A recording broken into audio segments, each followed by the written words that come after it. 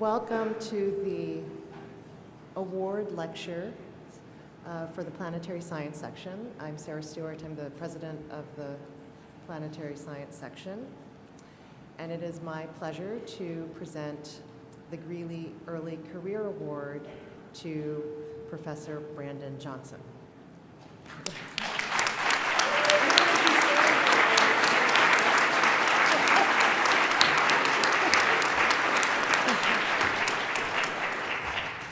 The Greeley Early Career Award is named for pioneering planetary scientist Ronald Greeley. Ron was involved in nearly every major planetary mission from the 1970s until his death, and was extraordinarily active in service to the planetary science community. Ron's greatest legacies are those he mentored through the decades, and it's young scientists whose work and promise that we recognize today. This year's Greeley Award winner, Brandon Johnson, is an assistant professor at Brown University. Brandon received his PhD in physics from Purdue University in 2013 for fundamental work on the mechanisms by which impact spherules and melt droplets form in impact cratering events. His work linked the size of ancient spherules to the size and velocity of the projectile that created them. He demonstrated that the impactor flux was much higher in the Archean than it is today. Although his core expertise is impact cratering, Brandon has addressed a range of fundamental problems in planetary science. He revived the controversial idea of an impact origin of chondrules by developing models for impact jetting onto the surfaces of protoplanets. As the jetting model was debated among meteoriticists, Brandon linked CB chondrules to the high energy impacts generated by Jupiter's growth and migration. This work highlights Brandon's talent in combining collision physics with planetary observations in the broader context of planet formation. Brandon has also provided new insight into the physical properties of the Sputnik-Planitia Basin on Pluto. He showed that the positive gravity anomaly required the presence of a subsurface ocean, placing a key thermal constraint on the history of Pluto. With important contributions spanning the mechanics of impact basin formation to tectonics on icy satellites, Brandon's work has consistently reframed our views on important planetary processes. The AGU congratulates Brandon for his diverse and creative contributions to planetary science.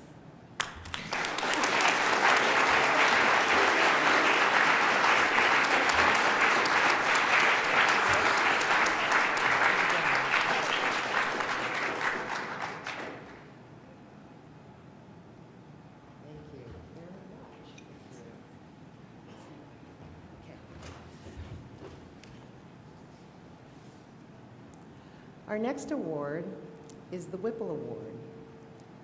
It is the highest honor given to the Planetary Sciences section of the American Geophysical Union. This year's award winner is Phil Christensen. Phil is a leader in thermal infrared spectroscopy who has contributed to technological developments for spacecraft missions and fundamental material sciences of minerals and planetary surfaces. Trained at the University of California in Los Angeles, Phil's first mission instrument was selected for the ill-fated Mars Observer and was ultimately flown on the very successful Mars Global Surveyor. His instruments have been selected for 8 missions to date, spanning exploration of the solar system from the asteroid belt to Jupiter. Phil has developed new techniques to infer the phases and relative abundances of minerals, using carefully calibrated laboratory spectra of key minerals as end members. With instruments on 2 rovers and 2 orbiters on Mars, he has made multiple discoveries in the surface composition and near-surface physical properties of the planet. Ultimately, his instruments have provided global maps of the major compositional provinces on Mars and measurements of seasonal cycles of temperature, dust, and water vapor over multiple Martian years. With his deep experience in planet exploration, Phil chaired the Mars panel of the last Planetary Science Decadal Survey, and he's the chair of the National Academy of Sciences Committee on Astrobiology and Planetary Science. Phil has demonstrated selfless leadership and wisdom for the planetary sciences community. Phil's deep impact in our field also reflects his dedication to teaching and training many, many students and postdoctoral researchers. The AGU honors Phil Christensen for his fundamental contributions to exploration and discovery in planetary science.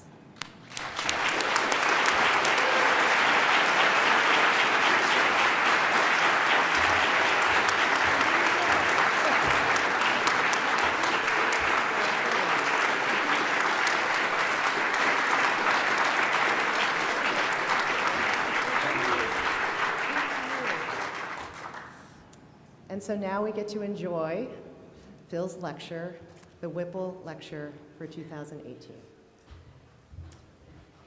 Thank you very much, Sarah. I'm deeply honored.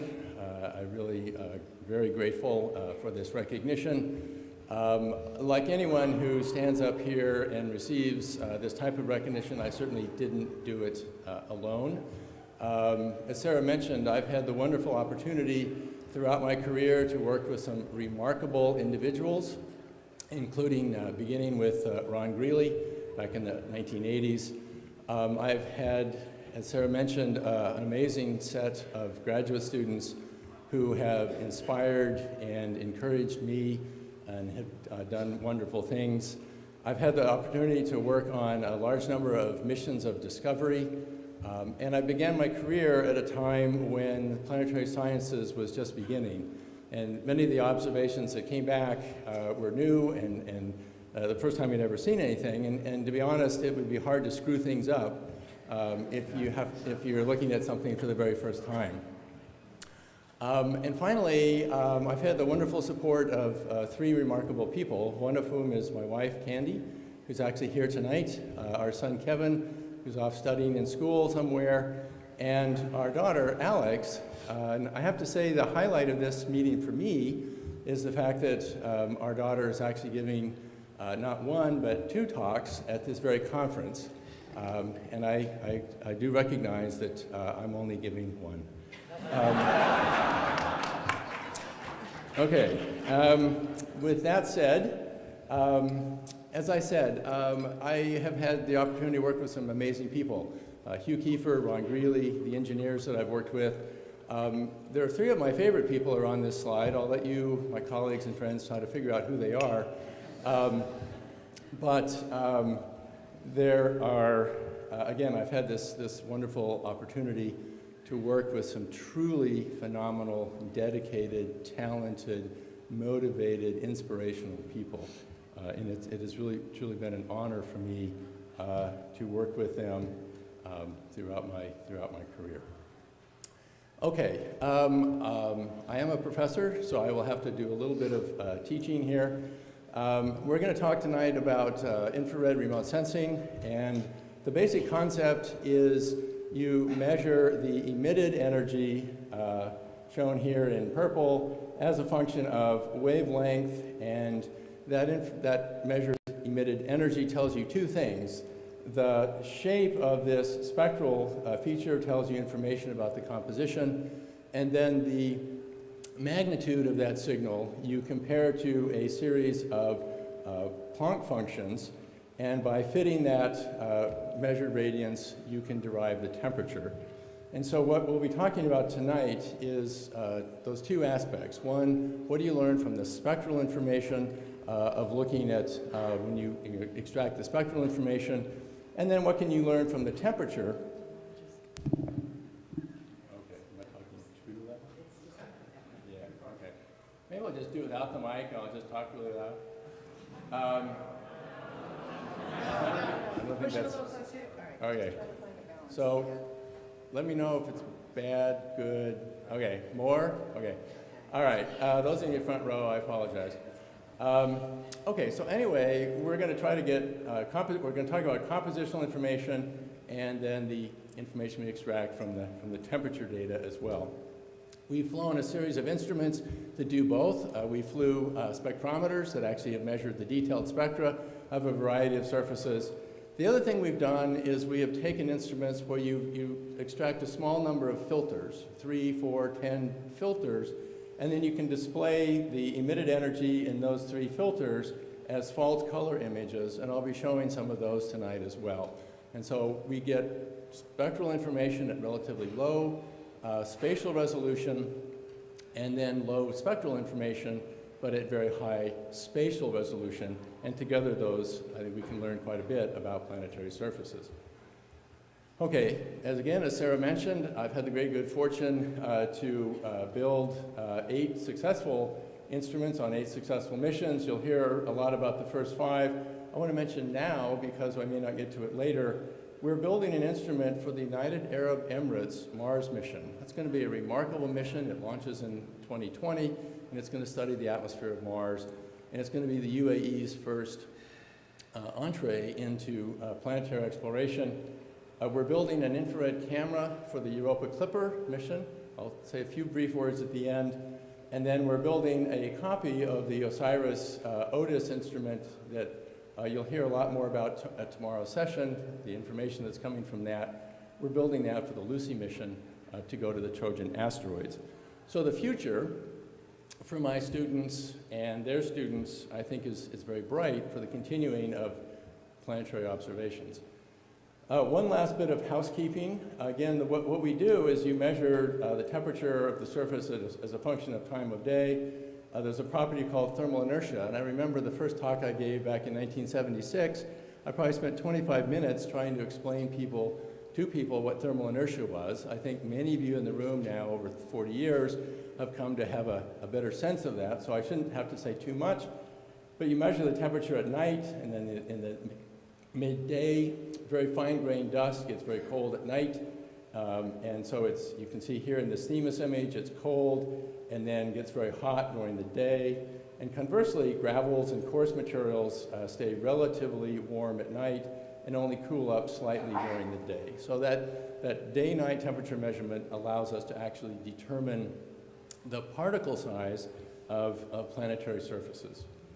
Okay, so what can we learn from these surface processes? I thought, giving a lecture that sort of terminate at the end of my career, I could talk a little history. This is a remarkable map drawn by Hugh Kiefer by hand, contouring on a piece of paper, for those of you who remember what that is, and then coloring that with crayons to make a temperature map of the surface of Mars that was published back in 1979.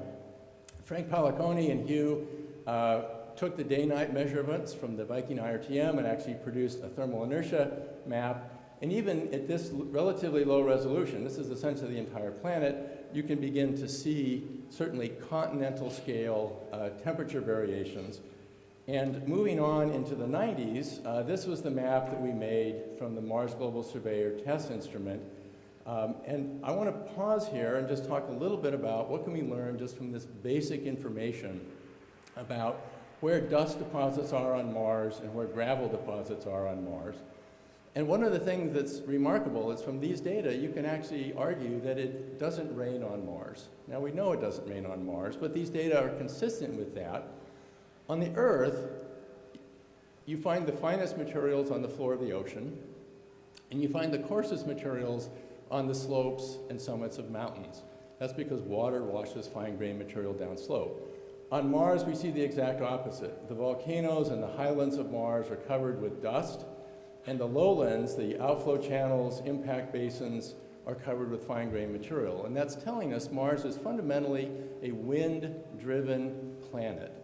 The wind can scour away fine-grained materials at low elevations where the pressure is higher and the wind energy is larger. And it has a very difficult time removing material that is deposited at very high elevations, again, where the wind has very little effect.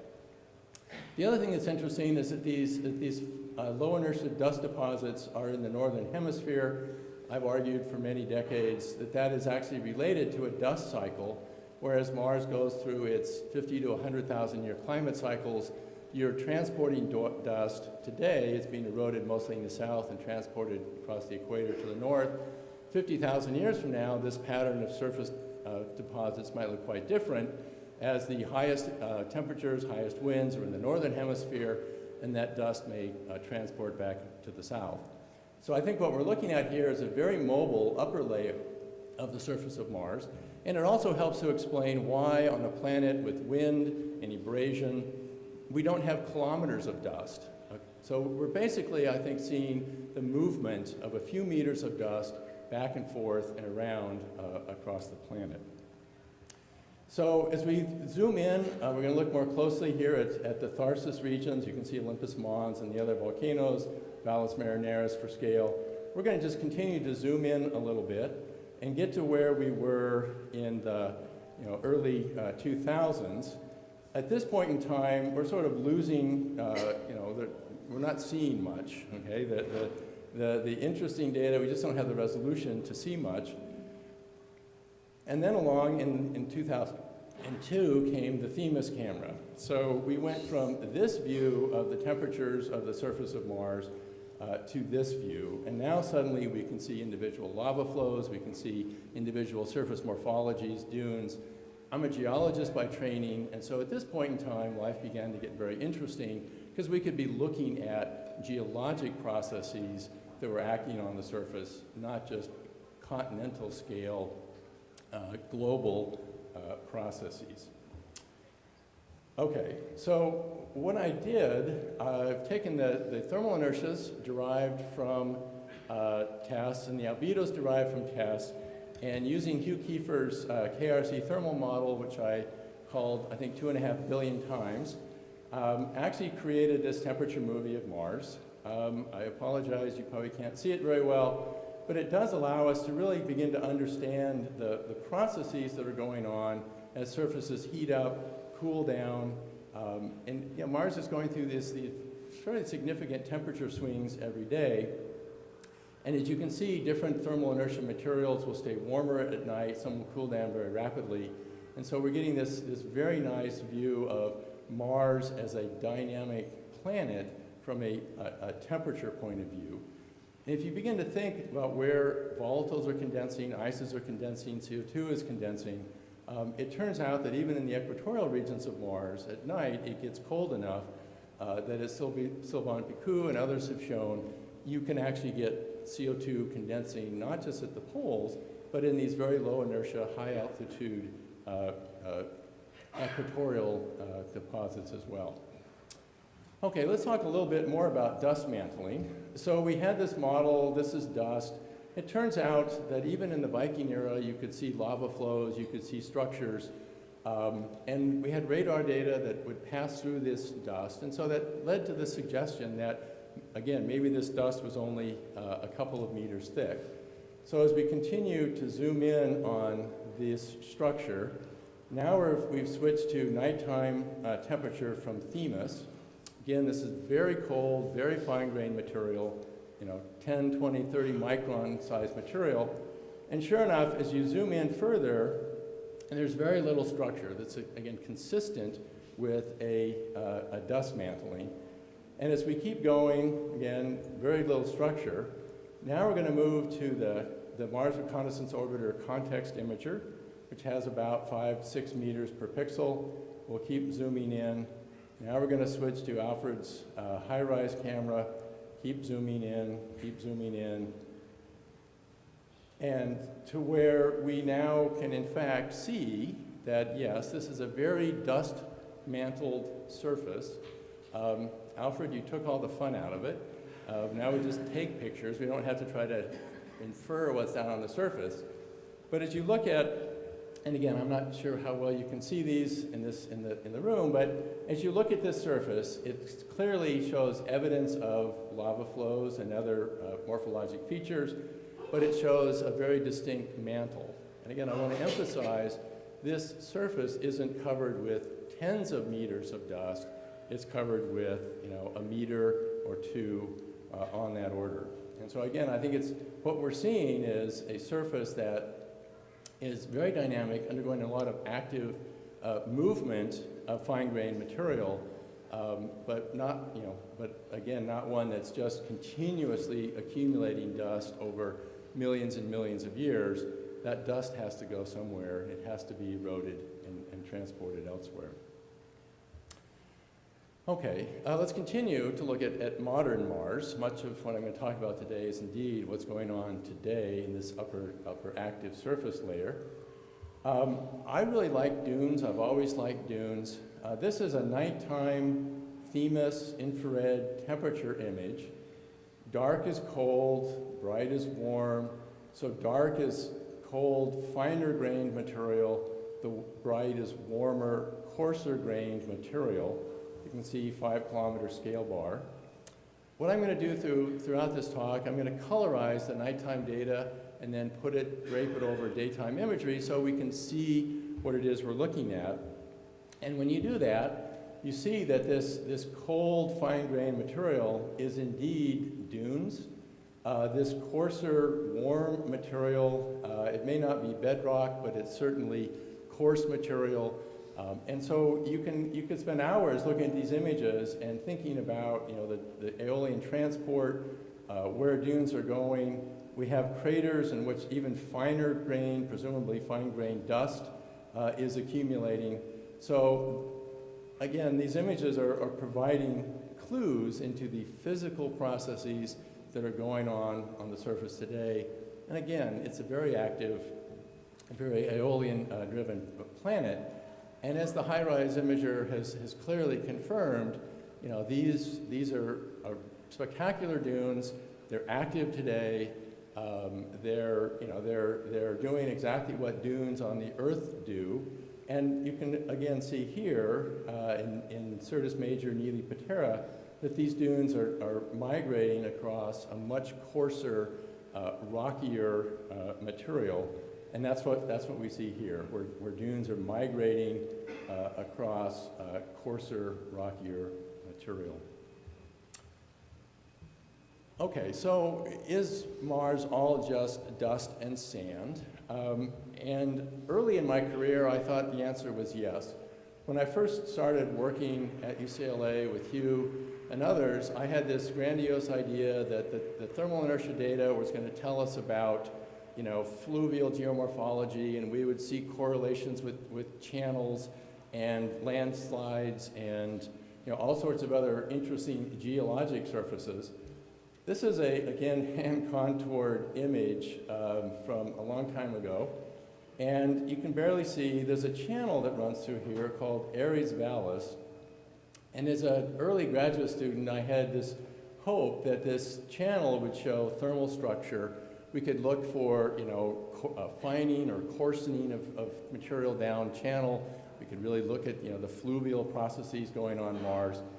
And much to my disappointment and others' disappointment, a lot of the temperature data, so this is now the same area, but with the test thermal inertia, and to remind us, blue is dust, green is sand, and red is coarser gravel rock. This is what I was looking at, and a lot of the distribution of coarse-grained material really doesn't follow the geomorphology. But as we've gotten higher resolution data, it turns out the story wasn't all that gloomy. It's not just a mobile surface layer that moves around and sort of a insignificant part of the geologic process, but you can begin to see that there are grain size variations along channels out into outflow basins. The Pathfinder lander landed out in what we now know as a very rocky region out here. And so there is this interesting mixture of very fine-grained material that does move, but also hints of bedrock. And so I'm going to take us through a little sequence. The next image will be, we'll zoom in a little bit. Now you can see Ares Vallis. This is what I thought was going to be the story, but there are hints of particle size variations along the channel. This is just the nighttime temperature data. Again, bright is warm, rocky. I do this for context so we can zoom in a little bit. Here's Ares Vallis. Now I'm going to switch to color. So red is warm, rocky stuff. And we'll keep zooming in until now we can see in the floor of Ares Vallis, there actually is very warm, coarse, high thermal inertia bedrock materials. So there are processes working at channel scales that are eroding and exposing rocky material. So it's not just a wind-blown, dust-swept planet, but we are actually finally in a position with high enough resolution images, these are 100-meter per pixel images, to be able to see, places where there really is outcrop of bedrock. What that then allows is the opportunity to start looking at the composition of that bedrock. If Mars was just covered with a dust sand layer, it's not going to tell us much about the geology. But once we can see in place rock exposed, then it's possible to begin, what's the composition of that rock. Before we go there, again, I'm not sure you can see this well, but this is our same image that we looked at from the summit of Olympus Mons, where there's a few meters of dust. And here is a high-rise image of that Ares Vallis rocky floor material. And you can see there's very clearly a difference in those surfaces, in what they look like, that's consistent with what we're seeing from the infrared data. One of the nice things about these infrared data sets is, as great a camera as HiRISE is, it's difficult to image the entire planet. Alfred's team is gaining on it. They're gaining more and more coverage. But as we understand what surfaces look like at high resolution, compare them to the thermal data, we can extrapolate what we learn from these very specific sites. We can extrapolate what we learn from landing sites to a much more global story of trying to understand the regional and global scale geologic processes. Okay, as I said, once we've identified bedrock, then we can start to look at its composition. I've changed gears. Color is now composition. So we've taken 3 of the Themis bands, displayed them in false color, red, green, and blue, stretched them to enhance the subtle spectral differences. And so what you're now looking at, the colors no longer represent temperature. They're multispectral infrared maps that are showing composition. And what Deanne Rogers and her colleagues and students have shown is these purple patches turn out to be very olivine-rich basalt. Olivines on the 20% abundance level. And that's compared to the typical basaltic crust, which is, has olivine but much less. That's shown here in this sort of yellowy green color. And then there are other outcrops of olivine-rich materials several kilometers higher in elevation, in stratigraphy, from this underlying unit.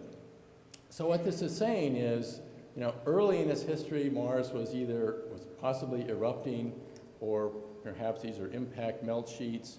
Something was tapping into the mantle, exposing very olivine-rich materials at the surface. Then there was a period of basaltic, more typical basaltic compositional eruptions, and then again, another layer of olivine-rich material. So it's providing us clues into the compositional evolution of the surface of Mars. Okay, let's say a little more about bedrock geology. As most of you know, we've spent a large number of folks, my students and others, very bright, capable bunch, have spent 20 years looking at these TESS thermal infrared spectra, and using them through a variety of deconvolution and fitting techniques to separate the measure spectrum into the mixture of minerals that could have formed that composite. And we do that. We've done that for all of the spectra, and from that you can make maps of minerals like feldspar, plagioclase, high calcium pyroxenes, olivines. And what you find when you do that is, to very first order, Mars is a basaltic planet. okay? Almost everything we see that's not dust covered is basalt. Occasionally you see olivine basalts. Deanne and her colleagues have argued that there are 4 or 5 different compositions of basalt. But again, to first order to a non-basaltic volcanologist, Mars is a basaltic planet, and that's 99% of what's there. Fortunately, it's not all of what's there, and so, you know, much like if you went on a tour in the United States and you were, I grew up in Kansas, so I can say this, you know, you're driving across Kansas and Texas and Oklahoma, and that's fine, and then suddenly you get to the Grand Canyon or to the Rocky Mountain National Park, and you get a totally different view. And so Mars is this basaltic planet, but it has these little oases of amazingly interesting rocks, many of them aqueous in origin, that really stand out against this basaltic background. Before we talk about some of those interesting anomalies, I want to talk about another topic that's been around even longer than I have, and that is the origin of these flat-floored craters. When I was a student in the 70s, the idea was Mars had undergone a very intense period of early weathering. The crater rims had been eroded, all that sediment had been dumped into the craters and built up these flat-floored craters. And I still think that's a very unsatisfactory explanation. But there it was. We had these craters that were filled with material, and you know, what was that material? They weren't embayed from the outside. Lavas didn't flood into them from the outside, and so where did this material come from? With Themis, we've been able to look more closely, and many of these craters, now we're back to temperature, so red is warm, rocky material. Many of these craters, these flat-floored craters, actually have high inertia rocky floors, okay? So that was hint number 1. And then when Chris Edwards and Deanne and Tim Glotch and others began looking at these, what we found is when you look at the compositional data, many of these rocky surfaces were actually very olivine-rich lavas. Again, you know, 20% olivines. And so we had this, I mean, these are not sediments, these are not weathered rocks, these are not sands that were eroded from the rims and blown in and filled these craters.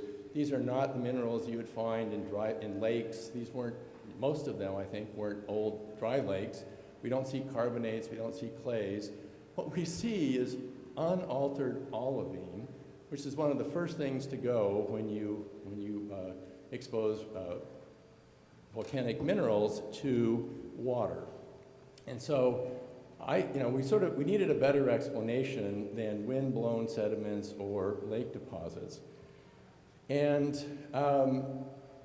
Chris Edwards and his colleagues began to explore a very interesting idea, which is that these are actually volcanic terrains that were produced by infilling due to decompression melting of the crust.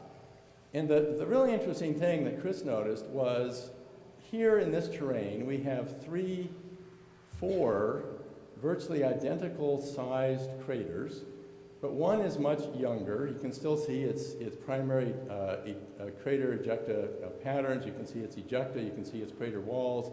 It doesn't have this high inertia olivine-rich material, and these ancient flat-floored ones do. And so I'm not going to go into the details. I'll just put this up to say, yes, people have thought about this. And the argument is, if you look at the phase diagram and melting of mantle materials, early on in Mars history, the crust was thinner, the mantle was hotter, and so when you impacted into it and removed a few kilometers of overburden, you could get much more melt produced. And that melt was enough to rise up and fill from below, fill these craters with lavas. As the crust thickened and as the mantle cooled, you move into this direction, and now it's much harder to move into the melt phase, and so the same removal of material doesn't produce the same production of melt. And so I think there's a very nice story that comes out from the temperature data, the rock abundance data, and the composition that says, you know, these flat-floored craters are just a very basic impact melting process.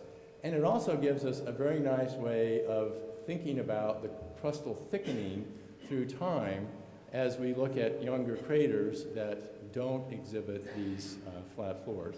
So again, just another nice piece of evidence of how these infrared measurements are providing insight into the geologic processes that are going on Mars. Okay, I mentioned there are lots of these little islands, these little oases of remarkable minerals that we see. Many of you in the room have spent your careers studying phyllosilicates, clays, other types of measurements. The CRISM instrument on MRO and the teams that have looked at those data have done a remarkable job of looking at clays, phyllosilicates, mapping them, understanding them. I want to spend a few minutes in talking about another type of deposit, which I think is potentially underappreciated, and that is just good old-fashioned chloride salt deposits. The THEMIS data, as I'll show in a minute, the spectral data out in the infrared, the long-wave infrared, are actually quite good at mapping chloride deposits. We have yet to actually measure their absorption features, but we see very flat, bland spectra. And as I like to point out, a bland spectra, a flat spectra, also contains information. If you look at snow, it has no spectral features, it has no color, and yet you can recognize it as snow because of its lack of color, its lack of spectral features. And that's one of the ways that we've been identifying these chloride deposits. So Mickey Osterloo, and again, a large number of her colleagues have looked at all of the THEMIS imagery and have mapped hundreds of these chloride salt deposits. And they're not small. They're tens of kilometers in size. They're tens to hundreds of meters thick. And so there is a large amount, and this is what they look like in high-rise imagery. There's a large number of these chloride salt deposits on Mars. And it's my belief that until we really understand the origin of these, we won't have fully understood the water cycle on Mars. There's little bits of carbonate, there's a fair amount of phyllosilicates, there's hematite and sulfates, but I think the salts are also an extremely important part of this story. And if you look at where they are, again, this is a THEMIS multispectral color image, and this sort of purpley blue, bluish color. This is what these salt deposits look like in a THEMIS multispectral image. For scale, again, this is a 10-kilometer deposit. And intriguingly, many of these deposits are in topographic lows, and they're drained by channel systems. And so it's very tempting to think about saline waters, either surface or subsurface, that are briny enough to stay fluid, they flow, they collect, they evaporate, and they leave behind these salt deposits. So I think there's still a lot to be learned, but I think the salts are an important part of the story. As I mentioned, this is infrared spectra, 10 microns, 40 microns. Most salts have very little spectral information, and TESS only went out to 45 microns. And that's because the beam splitter we used in the interferometer was made of salt. Okay? It was transparent in the infrared, which made it a great beam splitter, but you can't observe where it itself is absorbing.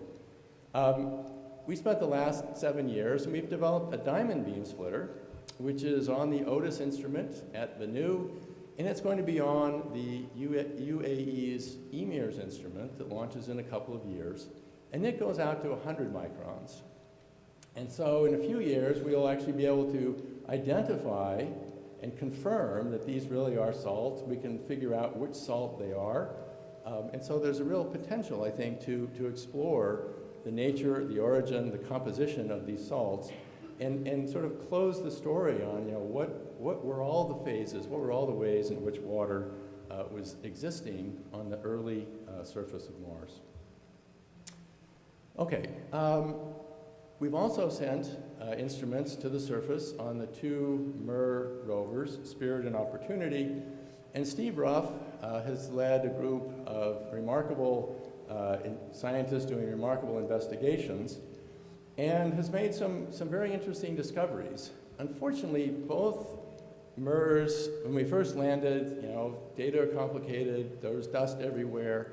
It took a while to get out of the basalt purgatory and away from the dust and actually begin to see outcrops of material that showed some spectral information. But as Spirit drove through the Columbia Hills, it came across a feature called home plate, which is probably smaller than this room. But within that, there were some interesting outcrops. You can sort of see one here. And when you look at the mini-test spectra, this is a mini-test spectrum from the surface of Mars of home plate. And this is a spectrum from a laboratory from material that Steve collected from Chile in an opaline silica deposit. And to a spectroscopist, this is about as nice and as satisfying a spectral fit as you're going to find. And so what Steve has been arguing now for a decade is that what home plate is, it's actually a hot spring silica deposit, very similar to ones that you find in hot springs, in this case, El Tatio. And the intriguing thing that Steve has been arguing now for a decade is that, he's gone here with Jack Farmer and others. You collect these, and they are biomediated nodules that are forming these silica sinters, okay? So again, I think it's fascinating that we found mineral evidence for hot springs, but there's this intriguing twist that on the Earth, oftentimes these opaline silica deposits are actually forming in a way that is requires on the Earth requires a biology to participate in that formation. But again, hot springs, opaline silica on the surface of Mars.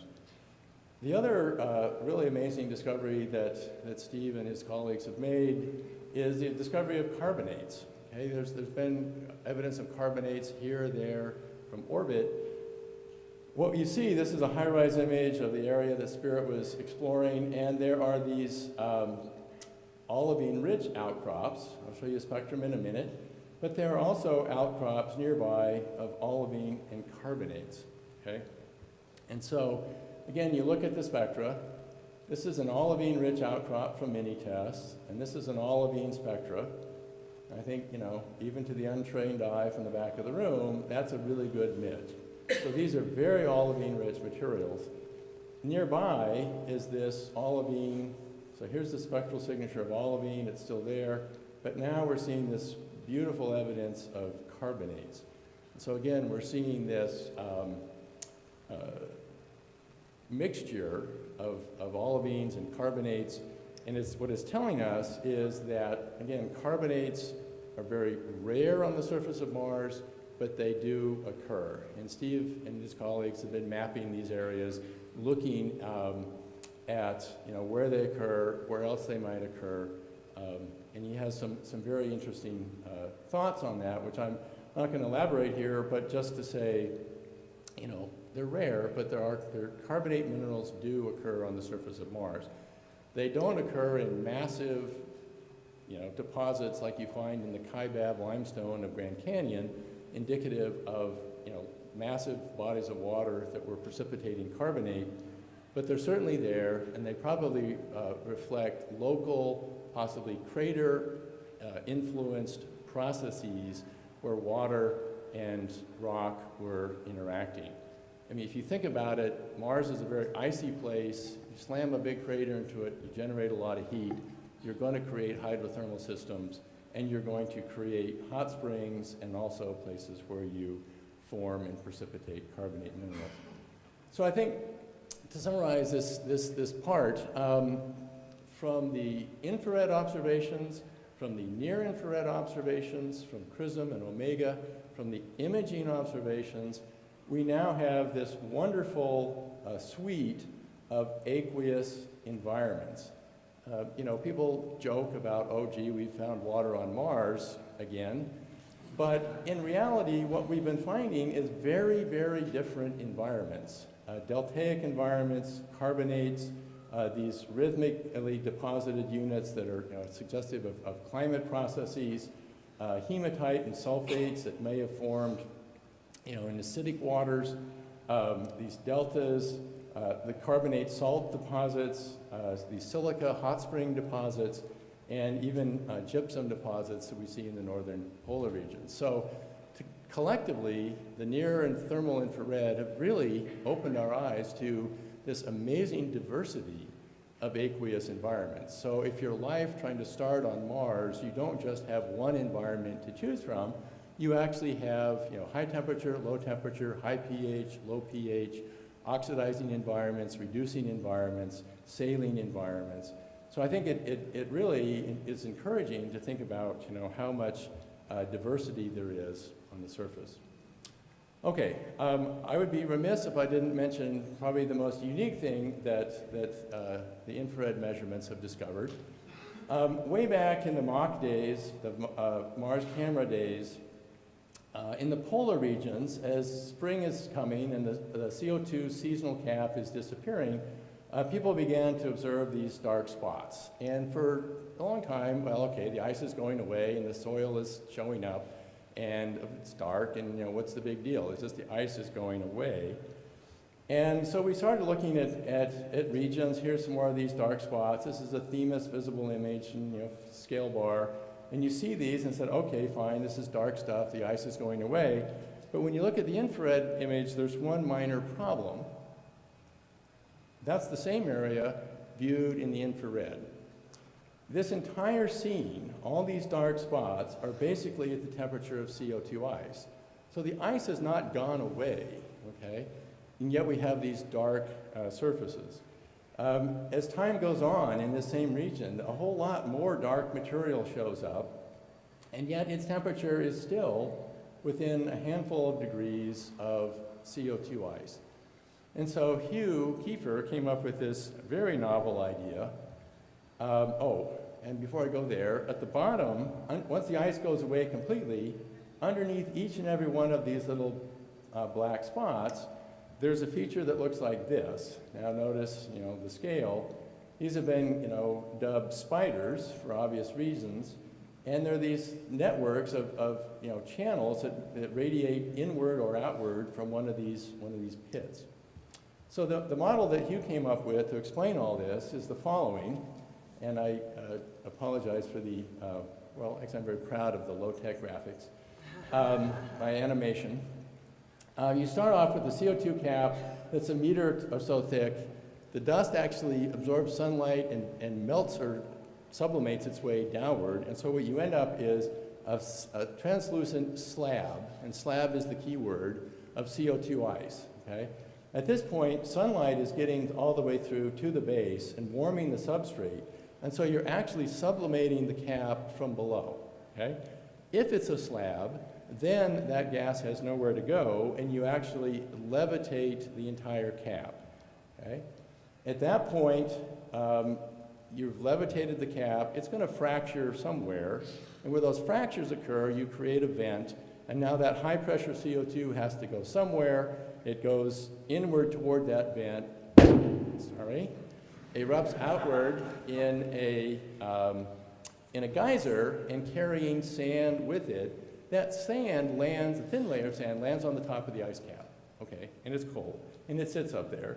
And eventually, so you get these spots, and eventually the ice goes away, and where that gas was moving inward toward that fracture, that's where you're eroding these spiders.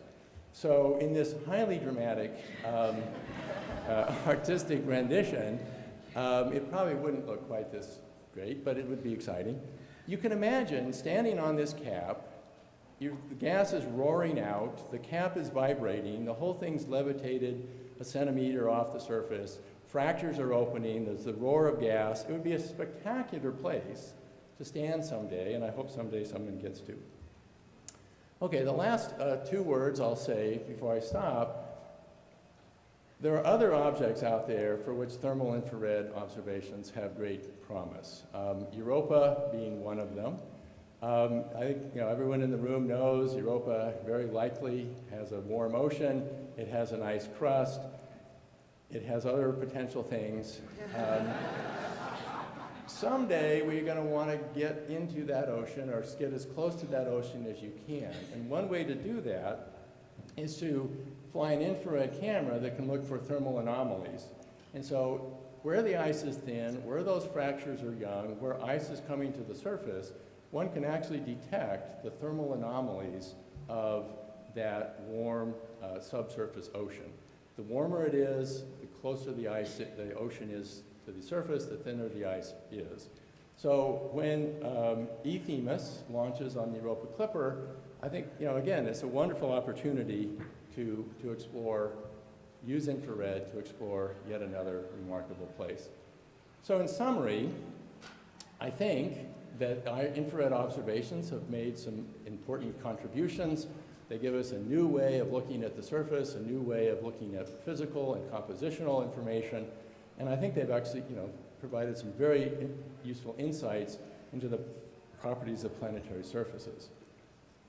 As we've explored Mars, as I've spent most of my life exploring Mars, we've certainly come to the conclusion that it is a remarkably interesting and complicated place, much more complex than we would have thought 20 years ago. It's not just a layer of mobile dust and sand that blows around. There's a lot more going on, both in the past and today.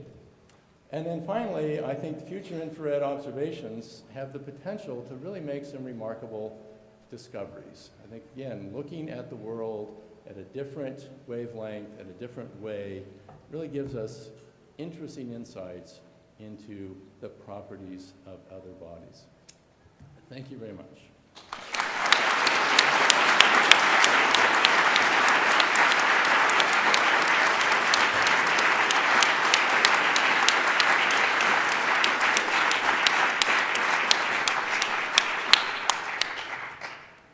Thank you, Phil. That was amazing. So, are there questions?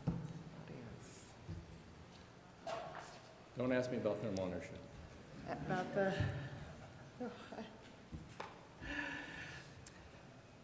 I wanted to hear more predictions about Europa.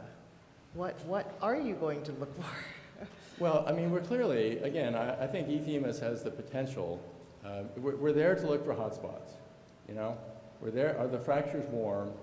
Are the recent deposits warm? Oleg Abramov, John Spencer have written some very interesting papers talking about how long ice would stay warm, and it's dozens to hundreds of years. And so if there are thermal anomalies, it really gives us insight into how old are those surfaces. But I think equally important, how close is that ocean to the surface? Will the Europa Clipper infrared spectrometer be capable of identifying the red stuff? We won't.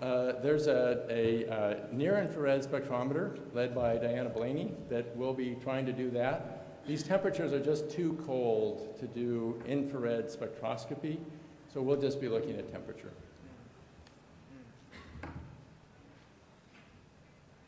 Over the years, you must have learned a great number of tricks involving microbolometers in space. For those of us who are contemplating flying microbolometers on very small spacecraft, do you have any guideposts for us for on-Earth calibration and in-space calibration of those devices? So the question was, what have I learned about microbolometers and what advice might I give to using them? I think they are a breakthrough technology. Okay, I wish I was 35 because I would spend the next 30 years building exactly those types of small infrared imagers. The Themis was a 320 by 250 pixel. What we're flying to Europa is 1,000 by 1,000. They're getting bigger and smaller pixel sizes. They're truly stunning instrument detectors, and they're uncooled. They do have issues. You do have to worry about temperature drifts. There's all sorts of techniques that one can do. But yeah, I think they're a tremendous potential, and I'm hoping that we continue to build some, and I encourage other people to think about them as well. They're remarkable imagers.